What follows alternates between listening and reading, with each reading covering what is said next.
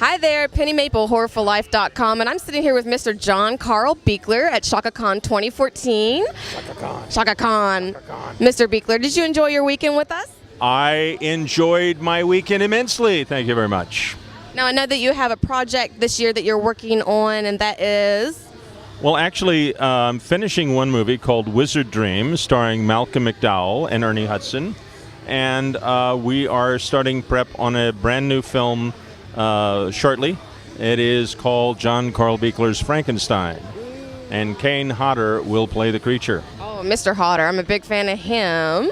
And you just wrapped something up recently, or several projects. Actually, it was Wizard Dream. We're in post-production on it right now, yes. And when do you expect that to come out?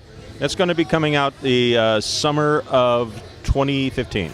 You have a lot of work that kind of crosses genre. That Wizard Dream, that's a sort of fantasy film, correct? High fantasy, kind of Lord of the Rings meets Poltergeist. So will the Frankenstein, will that be more of a horror sort of thing?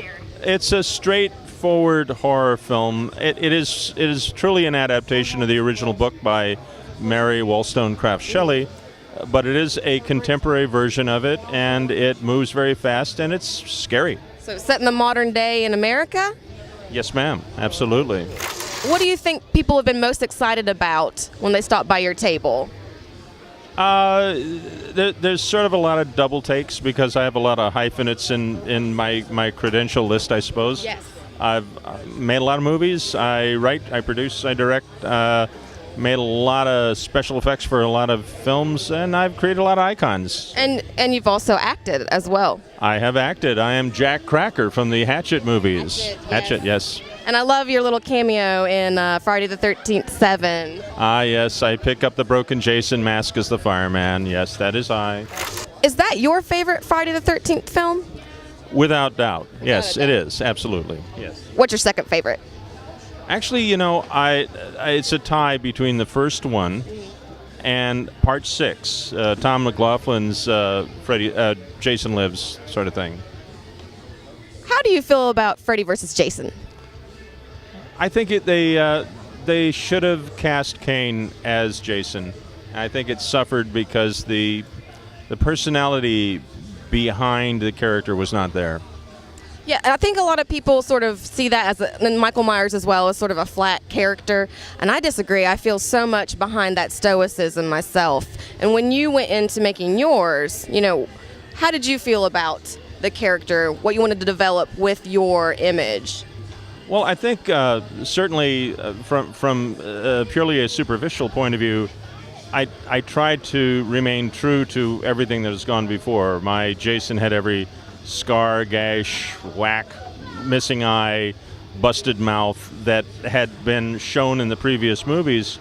But more than that, I think I got a little bit more personality out of the guy. I think, if I can say this, I think I was the first guy to actually show Jason enraged and angry and full of piss and vinegar. When you see him go after Laura, or Tina, and she fights back, it's a fight. It's a fight, and it's a match, and he is upset. And it creates that tension. I agree. I love that.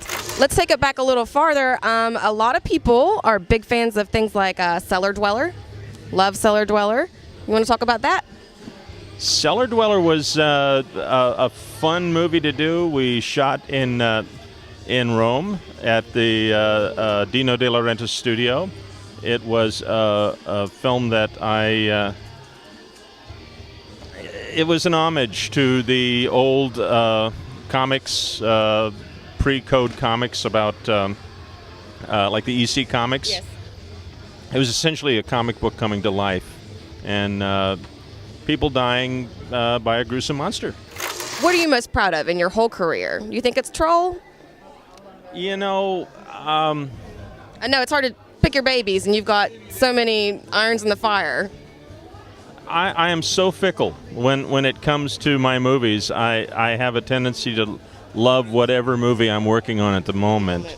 But I do enjoy Troll. I think Troll is a fun little romp. It's sort of a Goosebumps before there were Goosebumps.